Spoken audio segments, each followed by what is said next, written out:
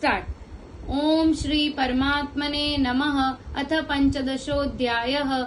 श्री भगवान उवाच ऊर्ध्वमूलमधःशाखम् अस्वत्थं प्राहुरव्ययम् छन्दांसि यस्य पर्णानि यस्तं वेद स वेदवित्।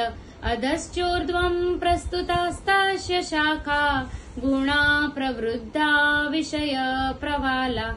अधश्च मूलान्यनुसन्ततानि कर्मानुबन्धीनि मनुष्यलोके। न रूपमस्येह ततोपलभ्यते नान्तो न चार्दिर्न च सम्प्रतिष्ठा। अस्वत्थमेनौ सुविरूढमूलम् असङ्गशस्त्रेण दृढेन चित्वा तत्पदन्तत्परिमार्गितव्यम् यस्मिन् गता न निवर्तन्ति भूय।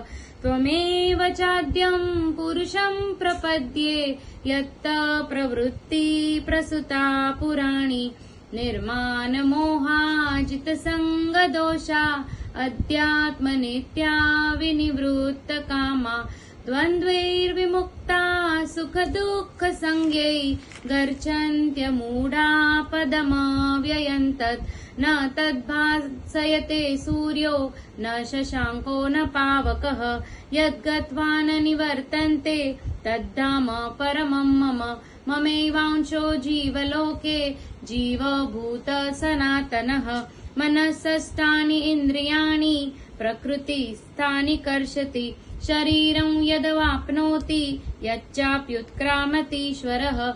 गृहीत्वैतानि संयाति वायुर्गन्धानि वाशयात्। श्रोत्रं चक्षुस्पर्शं च रसनं घ्राणमेव च अधिष्ठाय मनश्चाय विषयानुपसेवते। उत्क्रामन्तं स्थितं वापि भुञ्जानौ वान् गुणान्वितं। विमूढानानुपश्यन्ति पश्यन्ति ज्ञानचक्षुषः।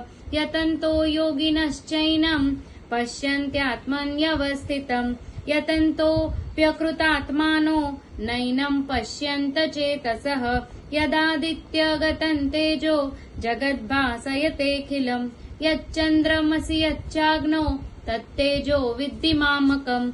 गामाविश्य च भूतानि धारयाम्यहमोजसा। पुष्णामि चौषधी सर्वा सोमो भूत्वा रसात्मकः। अहं वैश्वानरो भूत्वा प्राणिनां देहमाश्रितः। प्राणापानसमायुक्तः पचामि अन्नं चतुर्विधम्। सर्वस्य चाहं हृदि सन्निविष्टो मत्तः स्मृतिर्ज्ञानमपोहनं च। वैदेश्च सर्वैरहमेव वेद्यो वेदान्तकृद्वेदविदेव चाहं। द्वाविमौ पुरुषौ लोके शरश्चाक्षर एव च। शरः सर्वाणि भूतानि कूटस्थ शर उच्यते। उत्तमः पुरुषस्त्वन्यः परमात्मेत्युदायुतः। यो लोकत्रयमाविश्य बिभर्त्य व्यय